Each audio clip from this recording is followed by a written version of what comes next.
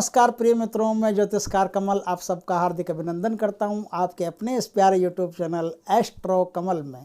और दोस्तों, आज मैं आपको जीवन में विष पैदा हो जाए तो उस विष को कैसे नष्ट करते हैं इसका एक टॉप मंत्र बताता हूं। जो विष कैसे नष्ट हो जाता है, इस विष के बारे में हम गहरी चर्चा करेंगे। जाना मत वीडियो छोड़ करके, बड़ा काम का और कीमती वीडियो आने वाला है, ध्यान रखना, है ना। तो विष कैसे नष्ट होता है, इस विष के बारे में आज, इस विष को नष्ट करने के बारे में आज हम चर्चा करते हैं। ये एक गरुड़ मंत्र है, गरुड़ भगवान का, गरुड़ारूढ़ भगवान विष्णु जिनकी साधना करके इस मंत्र को सिद्ध किया जाता है। सिर्फ एक दिन में यह मंत्र सिद्ध होता है और 11 माला में इस मंत्र को आप सिद्ध कर सकते हो तबीयत से। और सिद्ध करने के बाद में यदि कोई विषैला जंतु आपको काट ले या किसी को भी काट ले तो इस मंत्र के द्वारा आप उसे कैसे ठीक करोगे, तो वो मैं बता देता हूँ कि इस मंत्र को सिद्ध करने के बाद में 21 बार मोर पंख से आप उसको झाड़ोगे तो वो ठीक हो जाएगा। ये तो एक बात हुई, छोटी सी बात है। ये तो कोई डॉक्टर से दवाई लेके भी ठीक कर सकता है, फिर आपके मंत्र की क्या ज़रूरत है। डॉक्टर के पास जाएगा, वो अपने आप इलाज करेगा, अपने आप ठीक कर देगा। आप कब उसको मिलोगे नहीं मिलोगे, वो आपकी प्रतीक्षा में मर नहीं जाए कोई। तो ये तो एक छोटी सी बात है, अगर मिल गया तो ठीक है, अच्छी बात है, आप ठीक कर दोगे। लेकिन नहीं मिला तो ये खाली इतना ही नहीं है। जब विष हर का कहा जाए तो इसका मतलब ये नहीं कि खाली जीव जंतुओं को काटने का ही है। क्या होता है कि हमारी ज़िंदगी में ज्योतिष के कुछ योगों के द्वारा भी विष पैदा होता है। कैसे विष पैदा होता है, देखिए, यदि आपकी कुंडली में कहीं भी चंद्रमा और शनि एक साथ बैठे हैं, चंद्रमा और शनि एक दूसरे को देख रहे हैं, चंद्रमा और शनि एक दूसरे के नक्षत्र में बैठे हैं, तो कुंडली में विष योग पैदा होता है। चंद्रमा शनि के नक्षत्र में, शनि चंद्रमा के नक्षत्र में अगर विराजमान है, चंद्रमा और शनि आमने सामने बैठे हैं, एक समसप्तक योग बना रहे हैं, तो भी आपकी कुंडली में विष योग पैदा होता है। और चंद्रमा शनि युतिबद्ध है तो भी आपकी कुंडली में विष योग पैदा होता है। जब ये योग होता है तो जीवन में विष घुलता है। विष घुलता है का मतलब फूड पॉइजन नहीं, फूड पॉइजन भी हो सकता है, इसकी संभावना भी रहती है, लेकिन फूड पॉइजन ही नहीं, जीवन में पॉइजन पैदा हो जाता है। जीवन में पॉइजन पैदा होने का मतलब है कि उसे अपनों से ही विषैले शब्द सुनने पड़ते हैं, अपनों से ही विषपूर्ण व्यवहार उसको करना पड़ता है, या उसके साथ विषपूर्ण व्यवहार होता है। इतना ही नहीं दोस्तों, ये तो एक बात हुई शनि चंद्र की। आगे मैं और बताता हूँ कि यदि जन्म कुंडली में सर्प योग है, काल सर्प अलग है, उसको छोड़ देना आप, काल सर्प अलग है, सर्प योग की बात बता रहा हूँ। यदि जन्म कुंडली में सर्प योग है, पंचम स्थान में यदि राहु है और राहु उच्च का नहीं है, सिर्फ उच्च का नहीं है, और उच्च का अगर राहु हो तो भी, यदि केतु उच्च का और केतु के, भाई राहु उच्च का तो केतु भी उच्च का होगा, राहु अगर उच्च का है और एकादश स्थान में केतु भी उच्च का है और उस केतु के साथ अच्छे ग्रह हैं या अच्छे ग्रहों की दृष्टि पड़ रही है, तो राहु बुरा हो गया। जन्म कुंडली में राहु या केतु दोनों एक दूसरे के बिल्कुल विपरीत होते हैं। यदि केतु अच्छा फल देता है तो राहु बुरा फल देगा, राहु बुरा फल देता है तो केतु अच्छा फल देगा। दोनों में से कुछ भी हो, राहु या केतु दोनों में से कोई एक ही अच्छा फल देगा, दूसरा बुरा देगा। यदि केतु अच्छे ग्रहों के साथ आ गया है, केतु पर अच्छे ग्रहों की दृष्टि पड़ रही है, तो आपका राहु अपने आप बुरा हो गया। और पंचम स्थान में बैठा बुरा राहु कुंडली में सर्प योग बनाता है। जब सर्प योग बनते हैं तो उसकी बुद्धि में विष पैदा हो जाता है, उसकी संतान होती नहीं, बड़ी देर से, यदि उसको कन्या संतान की प्राप्ति तो हो जाती है, लेकिन पुत्र संतान की प्राप्ति में बड़ी देर लग जाती है। और पुत्र संतान अगर हो तो भी वो पुत्र संतान पिता के लिए शुभ नहीं होती। आखिर में पिता पुत्र के बीच में झगड़ा निश्चित है, पिता पुत्र के बीच में तनाव होगा और पिता और पुत्र दोनों अलग अलग रहेंगे। जिंदगी में इस प्रकार से जो सर्प योग होता है वो आपकी जिंदगी में विष घोल देता है। तीसरा योग होता है काल सर्प योग, जिसे दोष भी बोलते हैं। राहु और केतु की परिधि में, राहु और केतु समसप्तक होते हैं, हमेशा ही आमने सामने बैठे रहते हैं। राहु और केतु के एक डिवाइडेशन कर लिया जाता है कि राहु और केतु आदि कुंडली हो गई, अब आदि कुंडली की एक तरफ यदि सारे ग्रह आ जाते हैं, टोटल ग्रह, बाकी जो 7 ग्रह बचते हैं वो 7 ग्रह राहु केतु के एक तरफ आ जाते हैं, दूसरी तरफ कोई भी ग्रह नहीं रहता, तो जन्म कुंडली में काल सर्प दोष बनता है। और जहाँ से जिस भाव से काल सर्प दोष बनता है उस भाव में क्या होता है, उस भाव से संबंधित व्यक्ति के जीवन में भारी परेशानियाँ पैदा होना शुरू हो जाती है।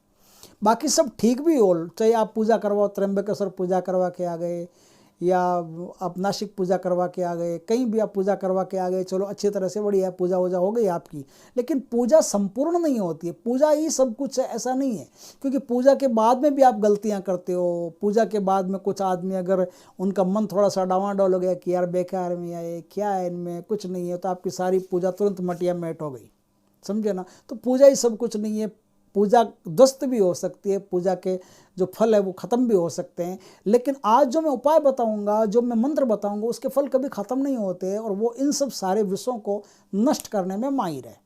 तो काल सर्प दोष यदि कुंडली में इस प्रकार से बन जाता है आपके, तो आपके वो भाव, जिस भाव में काल सर्प दोष बन रहा है, तो वो भाव से संबंधित आपको भारी कष्ट जीवन में सहन करने पड़ते हैं। और काल सर्प दोष से बहुत सारे कष्ट ऐसे होते हैं जो अदृश्य और दृश्य दोनों प्रकार के होते हैं। तो इस प्रकार से जातक के जीवन में विष पैदा करते हैं, एक विषैला नाग की तरह होते हैं जो विष पैदा करते हैं। ऐसे विष को भी आज जो मैं मंत्र बताऊं वो तुरंत नष्ट कर देता है। इसके अलावा चंद्र ग्रहण होता है। चंद्र ग्रहण में क्या होता है दोस्तों, नहीं, चंद्र ग्रहण से पहले मैं एक और बताता हूँ। केमद्रुम नाम का एक योग होता है। केमद्रुम में चंद्रमा खुद जो होता है वो ऐसी परिस्थिति में फंस जाता है कि जो अमृत होता है, चंद्रमा अमृत होता है मान लो, तो चंद्रमा अमृत होता है तो उसका सारा अमृत विष में परिवर्तित होने शुरू हो जाता है। चंद्रमा जो अमृत होता है उसका सारा अमृत विष में परिवर्तित होना शुरू हो जाता है। चंद्रमा के आगे और पीछे के घरों में जब कोई ग्रह नहीं हो और चंद्रमा केंद्र में नहीं हो और चंद्रमा पर किसी शुभ ग्रह की दृष्टि नहीं पड़ रही हो, तो जन्म कुंडली में केमद्रुम नाम का योग पैदा होता है। और केमद्रुम जिनकी कुंडली में पैदा होता है उनकी कुंडली में अर्थाभाव से लेकर के कितने अभाव रहेंगे इसका कोई ठिकाना नहीं है। शादी नहीं हो सकती, शादी होने में देरी होती है, संतान नहीं हो सकती, संतान होने में देरी हो सकती है, भाग्य उदय नहीं होता, तकदीर साथ नहीं देती, जीवन में जो कुछ भी करता है उसका उल्टा ही फल मिलता है। बहुत सारी प्रॉब्लम होती है जो केमद्रुम अकेले के कारण से होती है। तो केमद्रुम योग अगर है जन्म कुंडली में तो वो भी एक सर्प के समान विषैला योग हो गया आपकी कुंडली में। और जो मैं मंत्र आज बताऊं उसका प्रयोग करोगे तो आपका वो विष भी दूर हो जाएगा। चंद्र ग्रहण योग है। चंद्रमा के साथ में यदि राहु कहीं भी किसी भी भाव में बैठा उसको चंद्र ग्रहण योग बोलते हैं। चंद्र ग्रहण योग अगर कुंडली में है आपके, चंद्र ग्रहण योग है, तो भी आपकी मानसिकता कलुषित होती जाएगी, आप डिप्रेशन में पहुंचते जाओगे, आपको बहुत सारे तनाव सहन करने पड़ेंगे, जिंदगी विषाक्त हो जाएगी, बहुत परेशानियां जिंदगी में पैदा हो जाएगी। इन सारे जो योग बनते हैं, इन सारे योगों से, सारे जो मेल के ग्रह, इनसे आपकी ज़िंदगी खराब होती है, आपकी ज़िंदगी में एक विषैला प्रभाव पैदा होता है। उस प्रभाव को नष्ट करने के लिए आज जो मैं मंत्र बताऊं उसकी साधना बड़ी ज़रूरी है। ये आम आदमी के लिए काम की साधना, इसलिए इस वीडियो को ज़्यादा से ज़्यादा आप शेयर करना। ये बहुत कीमती वीडियो है, इसको शेयर करना, ताकि आपने अगर 10-20 हज़ार रुपया पूजा पाठ में कहीं खर्च भी किया है ना, तो उसके बावजूद भी यदि फल नहीं मिल रहा है तो भी ये काम की चीज़ है कि पूजा पाठ तो करवा लेना, अच्छी बात है, उसके बाद भी आपने अगर फल नहीं मिल रहा है तो आप इस मंत्र का प्रयोग करेंगे तो आपको फल मिल जाएगा। ये मंत्र सिर्फ 11 माला आपको जपनी है, 1100 बार पढ़ना, 1100 बार आप विधि विधान से, नियम से, श्रद्धा से, विनय से इस मंत्र को आप पूरा कर लीजिए। बस इसके बाद में आपका मंत्र सिद्ध हो गया और मंत्र सिद्ध होने के बाद में अब आप काम में ले सकते हैं। लेकिन इस मंत्र को सिद्ध करने के लिए आपको कोई पर्व काल चाहिए, जैसे ग्रहण हो, जैसे होली हो, जैसे दीपावली हो, जैसे नवरात्रा हो, दशहरा हो, ऐसा कोई भी जो पर्व काल जिसे बोलते हैं ना, संक्रांति हो, सूर्य एक राशि से दूसरी राशि में जिस दिन जा ही रहा हो उस संक्रांति हो, ऐसे दिनों में इस मंत्र का जाप होता है। और उस दिन यदि गुरुवार हो तो सबसे बढ़िया रहता है, और सोमवार हो तो भी बढ़िया रहता है। सोमवार या गुरुवार से इस मंत्र को शुरू कर सकते हो आप। और वो सोमवार और गुरुवार यदि इन पर्व कालों में कहीं भी पड़ जाए तो भी सबसे बढ़िया है, बहुत उत्तम है। इस मंत्र के सिर्फ 11 माला जपनी पड़ती है। बड़ा साधारण से तरीके से इस मंत्र को आपको सिद्ध करना पड़ता है।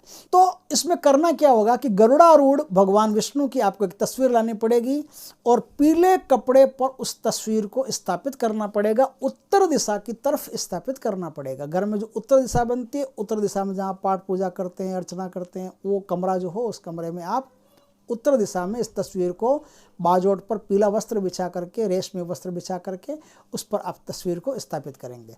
तस्वीर को स्थापित करने के बाद में आपको भगवान का आह्वान करना है कि हे भगवान, मैं आज गरुड़ मंत्र का जाप कर रहा हूँ और आप कृपा करके पधारिए और मुझे आशीर्वाद दीजिए कि गरुड़ मंत्र मेरे लिए सिद्ध हो जाए। ऐसा आप अनुरोध करेंगे भगवान से। अनुरोध करने के बाद में गणेश जी को याद करके और फिर आप गुग्गल की धूप अपने पास रखना। गुग्गल की धूप को कंडा जला करके या कोयले जला करके अपने पास रखना और गुग्गल की धूप लगातार आप देते रहना। नहीं तो गुग्गल की बत्तियां आती है, अगरबत्तियां जैसी बत्तियां आती है, धूप बत्तियां, वो धूप बत्तियां आप गुग्गल के ले आइए और गुग्गल की धूप बत्ती लगातार चालू रहनी चाहिए। शुद्ध घी का पीला जो पित्तल का दीपक आता है ना, पित्तल का दीपक, वो शुद्ध घी का भर करके आप उसको जलाएंगे। थोड़ी सी हल्दी उसमें डाल देंगे या थोड़ी सी हल्दी से आप पहले ही बत्ती को रंग लेंगे। इस प्रकार से आप इस साधना को शुरू करेंगे। इस साधना को पीले वस्त्र पहन करके शुरू किया जाता है। पीले ढीले वस्त्र हो या धोती हो पीली, तो उसको पहन करके इस साधना को आप शुरू कर सकते हैं। उत्तर दिशा की तरफ रख करके शुरू किया जाता है। इस साधना के बाद में किसी बूढ़े ब्राह्मण को घर पे बुला करके आपको भोजन करवाना है और भोजन में पीले रंग की वस्तुएं उनको खिलानी है। बस इस प्रकार से आपकी साधना पूरी हो गई। 11 माला आपने कर ली, 1100 मंत्र आपके हो गए पूरे। भगवान की कृपा से, विनम्रता से आपने किया, 1100 मंत्र पूरे हो गए, आपकी साधना पूरी हो गई। अब क्या है कि जब भी कोई रोगी आए तो 21 बार मोर पंख से झाड़ दो, रोगी ठीक हो जाएगा जल्दी। लेकिन आपको यदि ये सारे जो मैंने ग्रह नक्षत्रों के योग वगैरह आदि भी बताए हैं आपको ज्योतिष से संबंधित है, तो वो योग यदि आपकी कुंडली में बनते हैं तो आपको क्या करना है, तो आपको रोज सुबह क्या करना है, मतलब रोज रात को एक तांबे के पात्र में जल भर करके रखना है। तांबे के पात्र में जल भर करके रख लिया, उस जल को ढक करके रख दो आप, और सुबह अर्ली मॉर्निंग 21 बार इस मंत्र का उच्चारण करके फूंक मार करके उस जल को आप पीते जाओ। रोज पीते जाओ, कोई खास बड़ी बात नहीं। 21 बार मंत्र को पढ़ो, 21 बार मंत्र को पढ़ करके रोज फूंक मार करके पीते जाओ। बस इतना ही काम करना और कोई काम ही नहीं करना, इतना ही काम करना। इतने काम से आपके जीवन में जो कोई भी ग्रह नक्षत्रों से संबंधित विषमता बन रही है, वो सारी विषमता मिट जाएगी। जितना विष बन रहा है उतना विष उतना विष खत्म हो जाएगा। मन में भी कभी हमारे विष पैदा होता है घर वालों के प्रति, परिवार वालों के प्रति, तो वो भी अच्छी बात नहीं है, तो वो विष भी खत्म हो जाएगा। विष नाम जहाँ कहीं भी होता है वो खत्म हो जाएगा। फूड पॉइजन से भी विष बनता है, वो भी खत्म हो जाएगा। तो इस मंत्र का यदि आप लगातार प्रयोग करते रहेंगे तो आपका जीवन अमृत तुल्य हो जाएगा। दोस्तों, ये मंत्र जो है वो मैं मंत्र आपको आज बता देता हूँ। उस मंत्र का इस तरह से आपको जाप करके और अपने आप को सुरक्षित कर लेना है। तो वो मंत्र क्या है दोस्तों? मंत्र है ओम क्षिप। क्या? ओम क्षिप। ओम कृसानु भार्या स्वाहा। ओम कृसानु भार्या स्वाहा। ओम गरुड़ प्रभंजन प्रभंजन प्रमेदय प्रमेदय विस्त्रासय वित्रासय विमर्दय विमर्दय स्वाहा। हुम उग्र रूपधर सर्व विषहर भीषय भीषय सर्वदह दह भस्मी कुरु कुरु स्वाहा। इस प्रकार से ये मंत्र है। इस प्रकार से मंत्र जप करके और उसकी साधना करके आप अपने जीवन से सारे विष मिटा सकते हैं। दोस्तों, वीडियो अच्छा लगा हो तो लाइक करना, कमेंट करना, शेयर करना, और यदि पहली बार हमारे चैनल पर आए हो तो चैनल को सब्सक्राइब करना, पास में जो बेल आइकन का बटन है वो दबा देना, ताकि हमारे ज्ञानवर्धक जानकारीपूर्ण वीडियो सबसे पहले आपके पास आ सके। जय भगवान विष्णु की, जय भगवान गरुड़ की दोस्तों।